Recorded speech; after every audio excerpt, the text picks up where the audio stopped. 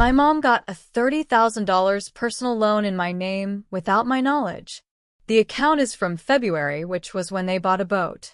Now, they've missed 4 payments and told me they're going to let it default since the boat can't be repossessed, and they're going to call DCFS on me. I always knew my mom had her eye on a pontoon boat.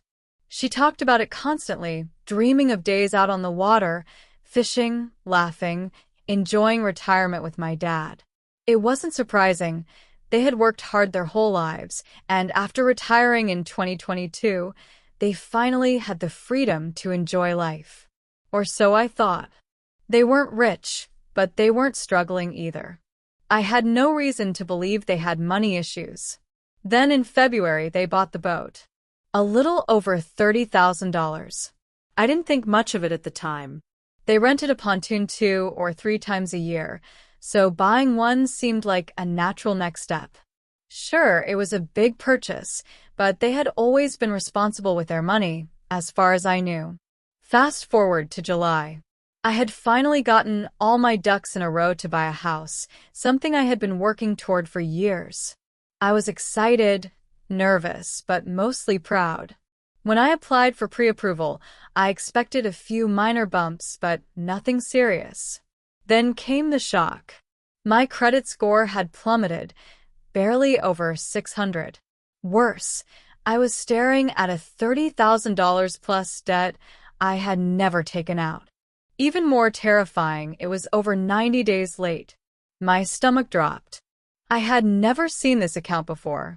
When I asked the lender about it, he said it looked like identity theft. He explained that for the money to have been deposited, it would have had to go into a bank account in my name. That meant whoever did this had access to my financials. And it wasn't just some random cybercriminal. This was likely someone close to me. Someone who knew my information. Panic set in. My mind raced. My first thought was my ex-fiancé. We had shared a bank account years ago, but when we broke up, I made sure to close it. I rushed to my old bank to check if there had been any activity. Nothing. The account had been dormant since our breakup.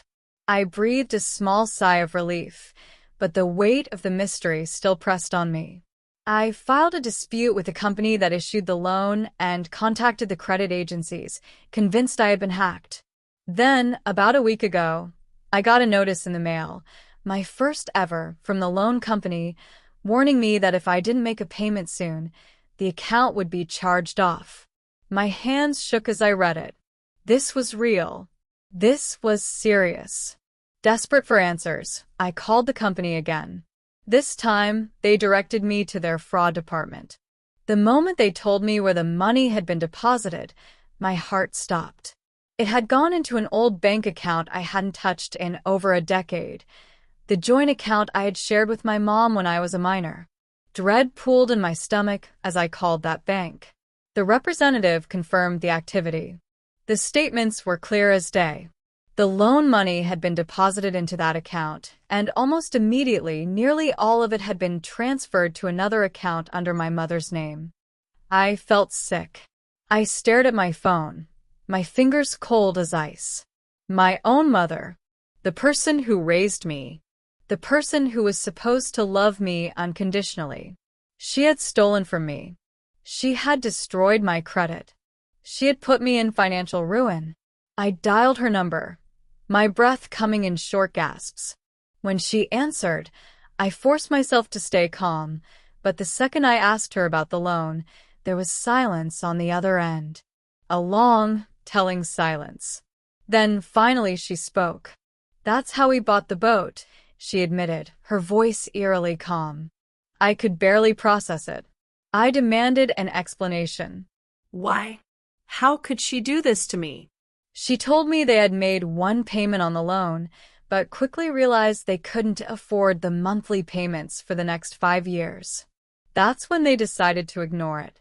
To just let it go. Like it would disappear. Like it wouldn't completely wreck my life. And they never told me. Because they knew I would say no. She justified it by saying they had worked hard their whole lives. They wanted to enjoy retirement. They deserved it. I couldn't believe what I was hearing. They deserved it? What about me? What about my future? My chance at a home? My ability to build my life? Then, as if it couldn't get worse, they dropped another bomb. The boat can't be repossessed, my mom said. It was a personal loan. They had taken out a personal loan in my name so that even if they defaulted, they wouldn't lose the boat. Only I would suffer. I told them I was going to the police. My mother's tone shifted immediately. She told me not to do that. They won't take it seriously, she said. But I didn't care. I was done.